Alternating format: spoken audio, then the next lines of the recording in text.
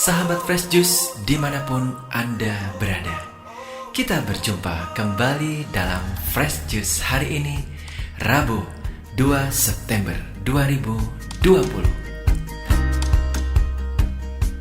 Bacaan dan renungan akan dibawakan oleh Pastor John Laba SDB dari Tangerang. Selamat mendengarkan.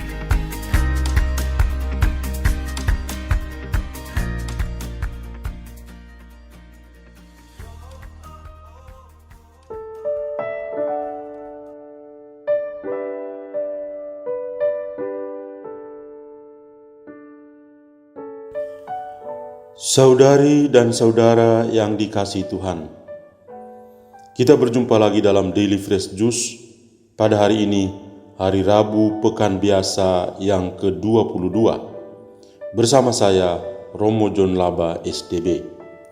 Sumber inspirasinya saya ambil dari Injil hari ini, Lukas bab 4 ayat 38 sampai 44.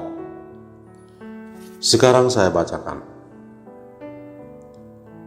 Setelah meninggalkan rumah ibadat itu, Yesus pergi ke rumah Simon. Adapun ibu mertua Simon demam keras, dan mereka meminta kepada Yesus supaya menolong dia.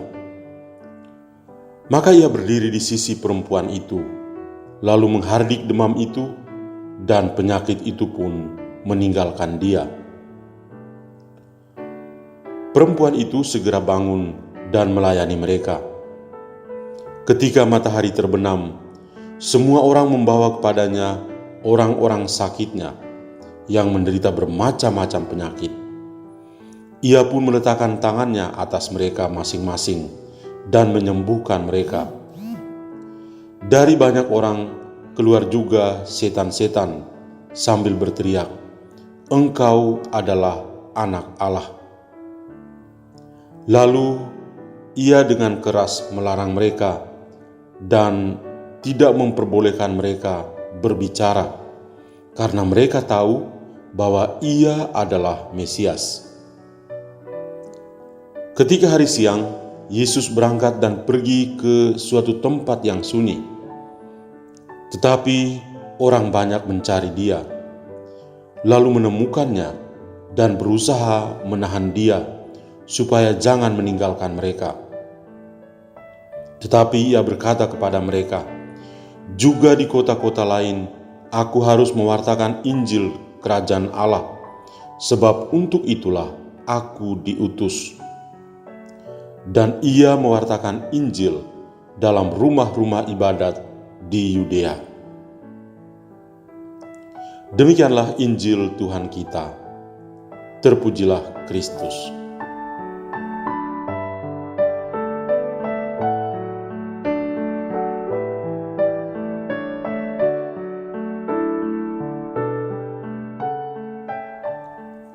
Saudari dan saudara terkasih, saya memberi judul renungan hari ini, mewartakan Injil di era pandemi. Kita berada di hari kedua dalam bulan September, bulan yang dikenal dengan nama Bulan Kitab Suci Nasional. Adapun tema Bulan Kitab Suci Nasional pada tahun 2020 yang ditawarkan oleh Lembaga Biblika Indonesia adalah mewartakan kabar gembira dalam krisis iman dan identitas. Saya merasa bahwa tema Bulan Kitab Suci Nasional tahun ini memang sangatlah aktual dan sesuai dengan situasi kita yang nyata saat ini. Kita sebagai gereja memiliki tugas untuk mewartakan Injil sebagaimana diteladani sendiri oleh Tuhan Yesus Kristus, yang dalam bacaan Injil hari ini mengatakan, "Juga di kota-kota lain aku harus mewartakan Injil Kerajaan Allah, sebab untuk itulah aku diutus." Namun demikian, keteladanan Yesus ini benar-benar menantang kita, karena kita sedang berada dalam masa pandemi COVID-19. Sehingga benar-benar menimbulkan krisis iman dan krisis identitas. Kita tidak dapat menutup mata untuk mengakui bahwa pada saat ini memang banyak orang Kristiani yang sedang mengalami krisis iman dan identitas, sehingga sangatlah sulit untuk mewartakan kabar gembira atau Injil. Mungkin saja Anda adalah salah seorang yang tidak sedang mengalami krisis iman dan identitas. Namun sekurang-kurangnya Anda harus siap untuk menolong sesama yang sedang mengalami krisis iman dan identitas. Pandemi COVID-19 semakin hari semakin mengancam nyawa manusia. Tidak hanya kematian yang menakutkan, namun sangat berdampak pada berbagai aspek kehidupan kita.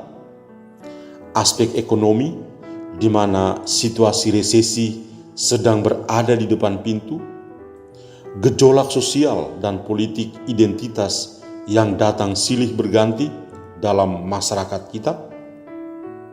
Semua ini ikut membawa krisis iman dan identitas kita sebagai pengikut Kristus, sehingga menimbulkan kesulitan dalam mewartakan Injil. Namun demikian, saya teringat pada Santo Paulus yang dapat memotivasi kita selama masa pandemi COVID-19 ini. Ia pernah berkata, "Karena jika aku memberitakan Injil, aku tidak mempunyai alasan untuk memegahkan diri, sebab itu adalah keharusan bagiku. Celakalah aku jika aku tidak memberitakan Injil." 1 Korintus bab 9 ayat 16. Sebab itu masa pandemi COVID-19 ini sebenarnya bukan menjadi penghalang bagi kita semua sebagai gereja untuk tetap mewartakan Injil melalui kehidupan dan juga perbuatan-perbuatan yang nyata. Banyak aksi karitatif yang dilakukan untuk menolong sesama yang sangat membutuhkan lintas suku, agama, ras, dan antar golongan. Dalam situasi seperti ini, semua orang dapatlah menjadi saudara, sebab memiliki satu musuh yang sama, sehingga dapat memeranginya secara bersama-sama. Maka, sesibuk apapun, kita harus tetap fokus dalam hidup, karya, dan pelayanan kita. Pada hari ini, Santo Lukas melukiskan sosok kehidupan Yesus yang sangat sibuk dalam karya pelayanannya. Namun, ia tetap fokus dalam mewartakan Injil. Dikisahkan bahwa Tuhan Yesus meninggalkan rumah ibadat di Kapernaum menuju ke rumah Simon. Rumah Simon, anak Yohanes ini, menjadi markas besar bagi Yesus dan para muridnya. Pada saat bersamaan, diketahui bahwa ibu mertua Simon sakit demam keras, sehingga mereka meminta Yesus untuk menolongnya. Tuhan Yesus berdiri di sampingnya, menghardik demam, dan saat itu demam meninggalkan ibu itu. Ibu mertua Simon menunjukkan syukurnya dengan melayani Yesus dan para muridnya. Hal yang menarik perhatian kita adalah Yesus mewartakan Injil melalui perbuatan baik. Dia melihat keluruhan hidup manusia, maka dia menghardik demam sehingga demam itu pergi. Sesibuk apapun Yesus, ia tetap fokus sehingga dapat menyembuhkan mertua Simon. Yesus menghardik penyakit, bukan menghardik manusia. Yesus memang beda dengan kita yang lebih suka menghardik manusia daripada sakit dan kelemahannya. Selanjutnya pada sore harinya, Yesus semakin sibuk. Penginjil Lukas melaporkan bahwa semua orang membawa kerabatnya yang sakit supaya Yesus meletakkan tangan atas mereka sehingga mereka menjadi sembuh. Setan-setan yang merasuki orang-orang saat itu juga ketakutan sehingga mereka berteriak-teriak, "Engkau adalah anak Allah." Setan saja mengaku Yesus sebagai anak Allah. Tuhan Yesus tetap menunjukkan jati dirinya sebagai Mesias, anak Allah, yang memiliki kuasa dan wibawa, sehingga melarang mereka untuk tidak berbicara satu kata pun. Tuhan Yesus semakin dikenal, sehingga semua orang mencari Dia. Dan dalam suasana yang sibuk ini, dan banyak tawaran kepadanya untuk tinggal bertahan bersama mereka, namun Ia tetap fokus pada tugas perutusannya, yaitu untuk mewartakan Injil. Ia berkata, juga di kota-kota lain, aku harus mewartakan Injil Kerajaan Allah, sebab untuk itulah aku diutus. Yesus tetap fokus mewartakan Injil dalam rumah-rumah ibadat di Yudea. Pada hari ini Tuhan Yesus menunjukkan sebuah contoh yang terbaik kepada kita, supaya tetap konsisten mewartakan Injil di era pandemi COVID-19. Tentu saja dengan protokol kesehatan yang ada, dengan tetap menggunakan masker dan memperhatikan social distancing, kita dapat mewartakan Injil dengan melakukan tindakan karitatif.